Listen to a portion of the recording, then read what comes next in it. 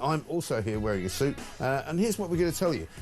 The government and the Home Office and Yvette Cooper and Keir Starmer have been humiliated, completely and utterly humiliated, as if they were stripped bare and made to parade naked down at Whitehall to say to everybody, do you know what? We got it completely wrong about the migrants. We got it completely wrong when we decided to reopen the Bell Hotel in Epping and put a load of single men in there because not only has one of them been accused of an alleged offence against a young woman, but all of them are now going to have to be moved out of the hotel thanks to a High Court ruling which came in yesterday because the local council took the government to court and won.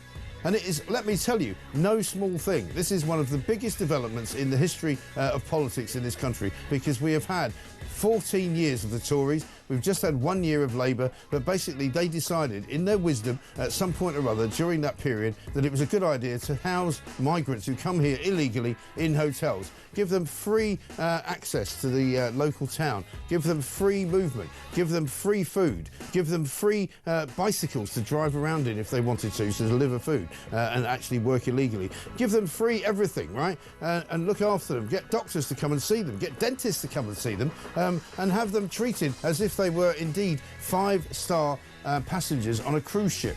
But now the High Court has ruled that basically the hotel, the Bell Hotel in question, is housing these people incorrectly and illegally because the Bell Hotel is no longer a hotel because it is now not operating as a hotel. And so that is the key point in this entire argument. What it means is a victory for small Britain, a victory for all the ordinary people, a victory for the mums and the dads and the children of Epping, the people who didn't fancy having to walk around the hotel so that they didn't get catcalled by the migrants inside it, so that they didn't have to worry about being followed down the street, so they didn't have to worry about being molested or assaulted or even raped, okay? The local people of Epping have won a massive victory, and that massive victory is now going to be played out in the rest of the entire country because every single migrant hotel now is under siege. Every single migrant hotel now is at risk of being shut down and the migrants kicked out because the High Court has finally seen reason. It is a victory for common sense. It is a victory for us here at Talk. It is a victory for you, the good people of Great Britain, who have been coming onto the phone to me for the best part of the last 4 years going, what the hell is going on? Why the hell are we opening our doors to these people? Why the hell are we inviting them in? Why the hell are we giving them everything? And they're just abusing us, abusing our daughters, abusing our sisters, abusing our wives, and abusing any woman that they can come across because basically they come from medieval countries with ridiculous attitudes about female personages because they can't hold themselves to account. They can't walk down the street without wanting to expose themselves. They can't walk down the street without wanting to touch a woman's breast. They can't walk down the street without wanting to put their arms around them or put their hands down the back of their trousers. You know, these people are uncivilised, they're unwelcome and they're unwanted. And the sooner we get them kicked out of this country, the better. It's as simple as that, ladies and gentlemen. It's 6 minutes past 6. Let's get it on.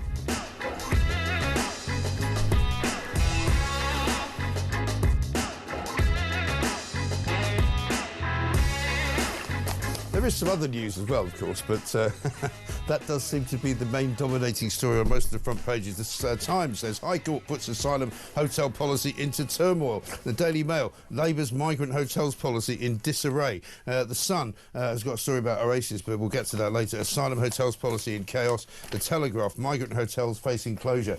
Even The Guardian has got High Court rules asylum seekers must be moved from protest hotel. I mean, it is a massive blow to Yvette Cooper, a massive blow to Keir Starmer, and a massive blow to Labour's policy about migrants.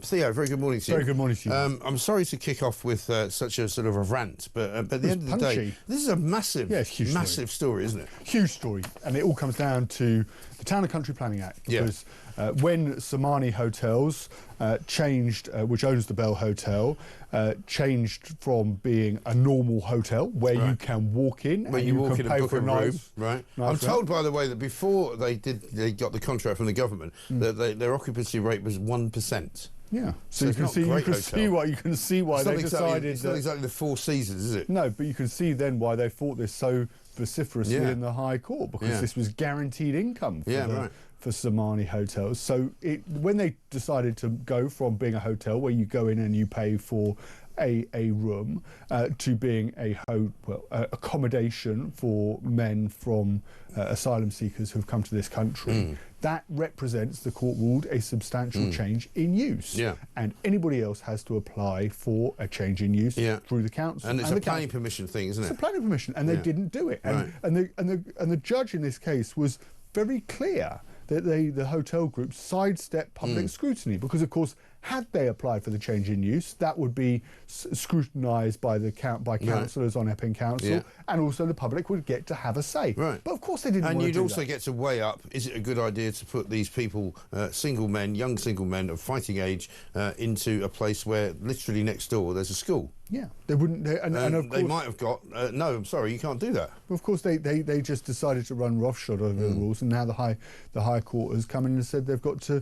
The migrants have got to be removed. Right. And the significant part of that story, and I said this yesterday on Jeremy Carl's show, is that basically, if that's the precedent that has now been set, which means that any hotel which is operating as a migrant hotel is now no longer a hotel under the new planning rules, then every single other hotel which is no longer a hotel will have to be shut down as well. So you could get the council up in Disses in Norfolk. Dis in Norfolk, yeah. So go to Altrincham up in Manchester. Right. So you would get the hotel group in Altrincham or in Dis saying, well, no, we're allowed to do this. Yeah. And now the council up in Norfolk or in Greater Manchester will go to the High Court and say, no, thank you, we don't want this. Our residents are absolutely furious about it. And the High Court judge said, well, actually, I think this is perfectly okay. And they'll go, no.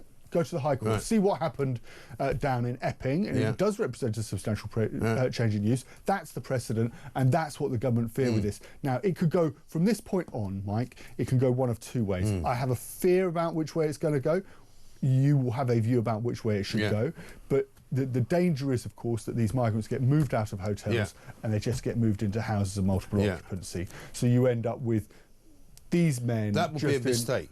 That will be a massive mistake. What they've got to do, and this is my message to the government now, you want to get out of the shtuck that you're in, you've got to start deporting people immediately. Just start putting them on planes and get them the hell out, because that's what people in this country want. You know, we have seen in the past month an incredible rise in public protest, very peaceful, by the way. One of the things that Yvette Cooper's Home Office did was they challenged this case at the last minute. I mean, how useless is that, by the way? They came in on the night before the trial was about to start and put their case to the judge and said, look, you know, we really need to reject And what this. did they use? Human rights legislation? Yeah, we need to keep these people in the hotel because otherwise it will risk, damage to the community, la-di-la-di-la. You know, but what they didn't say was what their plan is for the future, because they've told us that they're supposed to be moving them out of hotels anyway. That's what they want to do, right? Yeah. And we know that in that case they have to put them into private housing in some way, shape or form.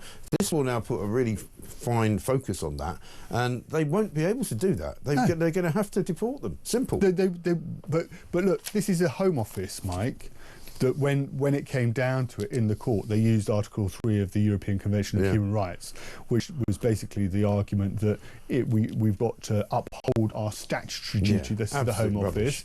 This is what the Home Office is saying to these migrants, and that's why we've got to We've got to ensure these migrants can stay in the hotel. Yeah, and the KC operating for the hotel apparently said, you know, this will be detrimental to the health of the migrants if we have to move them out. Nobody cares about them. Yeah, but that's sorry, but your talk station of common sense would say, well, deport them or find. Or put them in a detention centre. You know, there aren't. Sorry, we've been told 13 days ago, and I'm going to play the video. 13 days ago, according to Keir Starmer and Yvette Cooper, both recorded and said it on public broadcast. Anyone who comes to this country illegally will be detained and returned. That's what they told us. Do you want to see it? Yeah, let's see it. Let's have a look. Come on, let's play the greatest hits of Keir Starmer. Here we go. For the very first time. So apparently, according to the Prime Minister, who surely is not a liar, is he? No. 12 days ago, anyone who comes to this country illegally will be detained and returned. in short order, was his words. Yeah, we haven't had a press release since, have we? On how many people have funnily been... enough, Yvette have Cooper... I missed it? No, funnily enough, Yvette Cooper said that we were going to get regular updates. It was pointed out to me that Halley's Comet is also regular. It comes around every 76 years.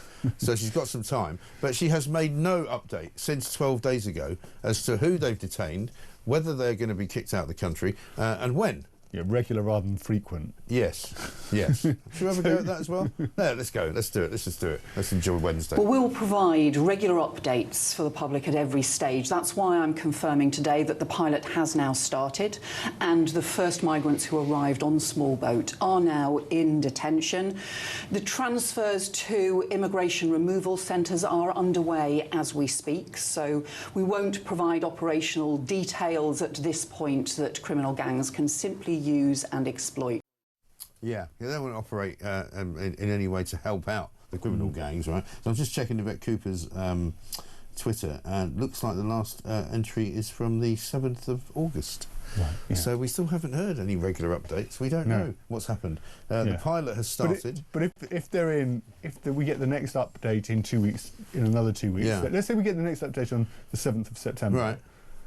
I don't know if we will, and then we get an update on the 7th of October, and an update on the 7th of October, November. Then they could say they're regular updates. They're just every month. Yeah, you're being far too generous, I think. I'm literally dancing on the head of a pin. Stephen Swinford, political editor of the Times, put this out last night, just apropos of what has happened. The Home Office attempted to stop the Asylum Hotel in Epping from being closed on the following basis. One, it would substantially interfere with the Home Secretary's statutory duty to house asylum seekers under the Human Rights Act. Two, specifically it says there is a risk of breaching the rights of asylum seekers under Article 3, as you said, of the ECHR, which prohibits torture and inhuman or degrading treatment or punishment. I mean, it's not a very nice hotel, but I wouldn't call it inhuman or degrading. I've been there, no, number three, there are very considerable constraints on asylum accommodation. Four, the injunction would require the Home Office to relocate a sizable number of people in 14 days. That's a big problem for them because they've got to get them out in 2 weeks. And even if they apply for some kind of appeal, I think they still have to move them out first.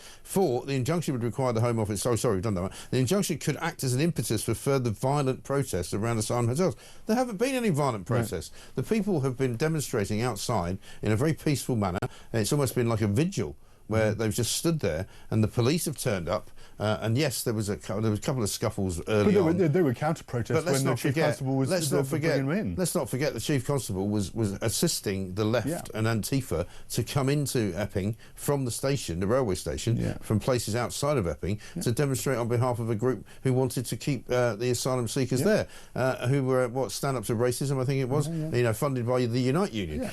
He also says other local authorities could seek interim injunctions as a result of the protest, which I was saying earlier.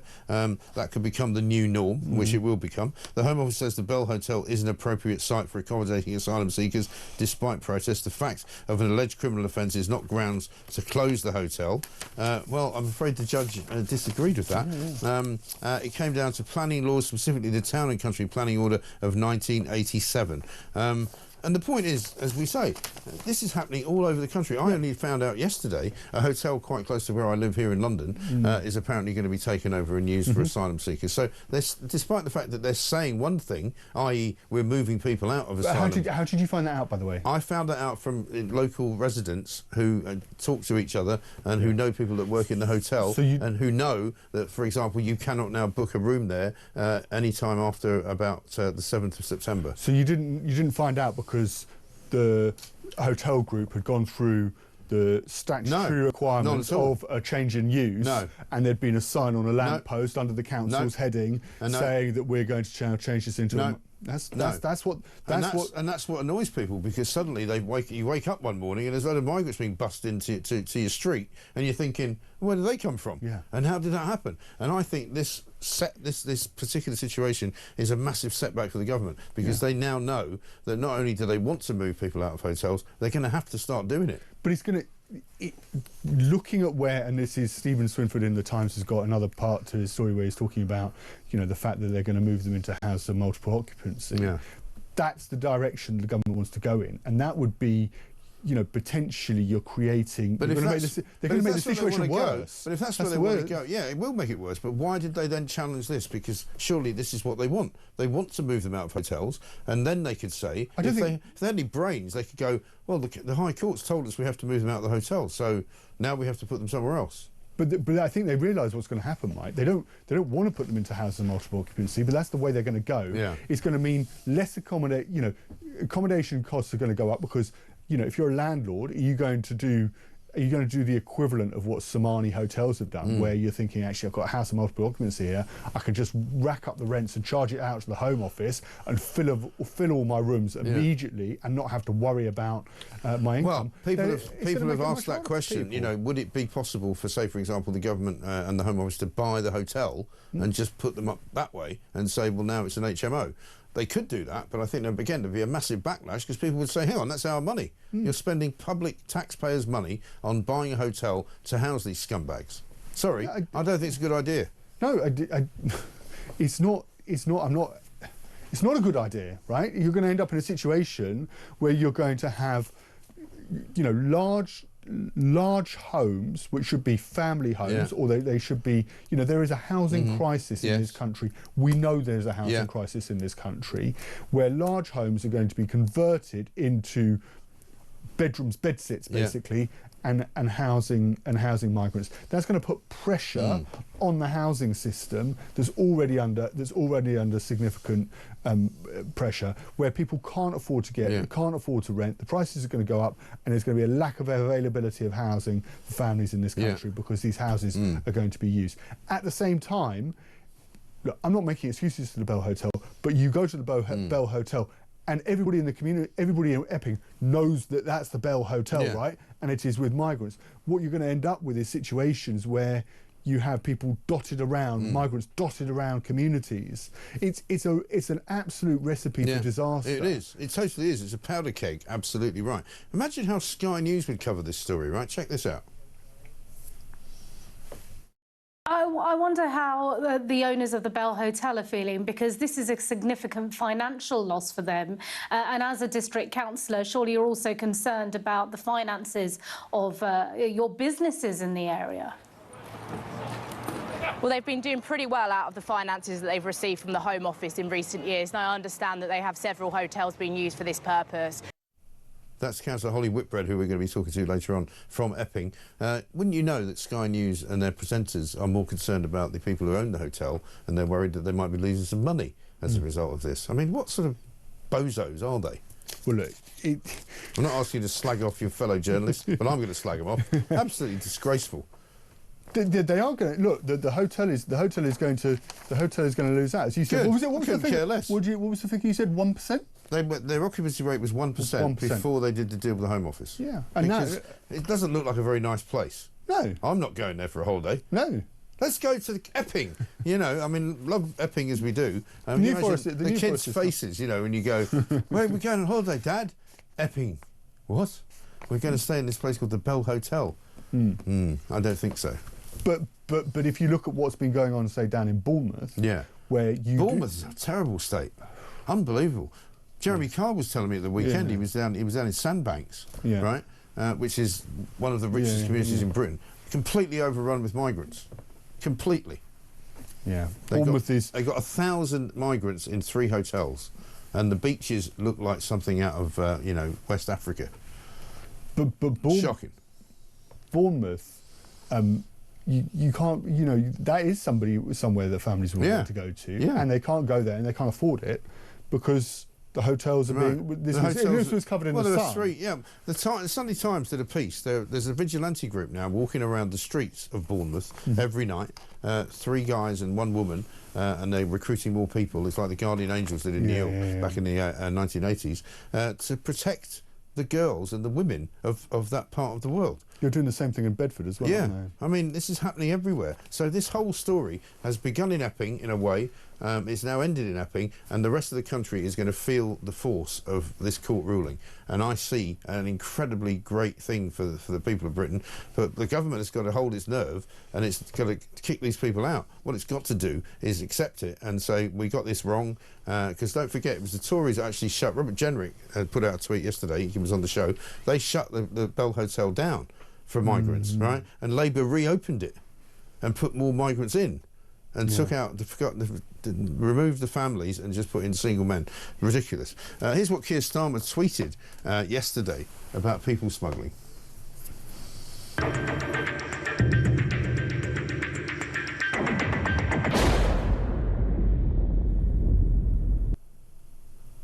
So that's one bloke. Is that the same bloke he's been talking about all this time?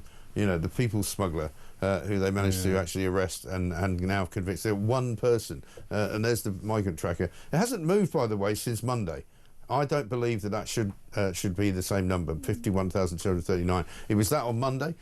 We need to update it, I think, because I suspect it's now closer to 53,000. Yeah. And they've got one guy, and that's what they're boasting about with that ridiculous sort of XTC. You know, we're making plans for Nigel. You better start making some plans for Nigel because he's coming for you. You know. Anyway, listen, we're running over time. We're going to play you some other clips about Keir Starmer's trip to Washington DC. You know.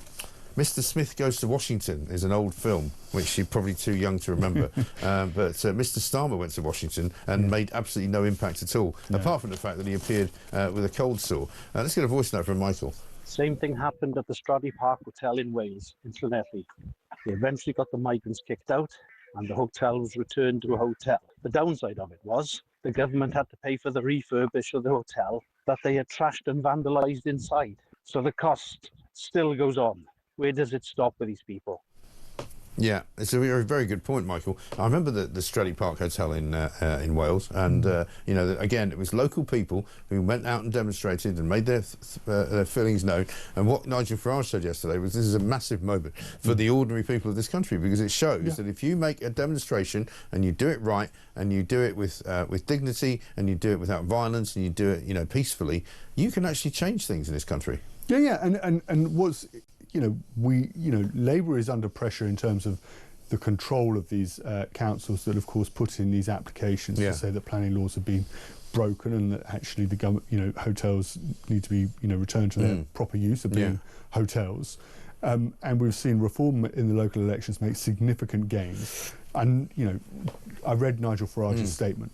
Make no mistake about it, the diktat will be going down from Reform HQ over in Millbank Town, just a couple of miles from where we are, Mike, to say to Reform Council leaders, find out whether, get a list of the hotels, get that application in right now to the High Court to say that planning laws have been broken. And they're controlling something like, you know, 12 councils, I think it's actually as many as 15 councils across the country, where they are the largest party or they actually have outright control of the council. We've got council elections coming up next May. Tories will be doing it because they also control a number of councils as well with reform. The only councils that won't be Labour. Yeah, no, I've already got a note overnight from Broxburn Borough Council, which says basically the Delta Marriott Hotel in Cheshunt is currently housing illegal migrants. Broxburn Borough Council will now take action. Yeah. The UK has woken up. And that's going to be happening this morning all over the place. And they'll just be putting in the applications really quickly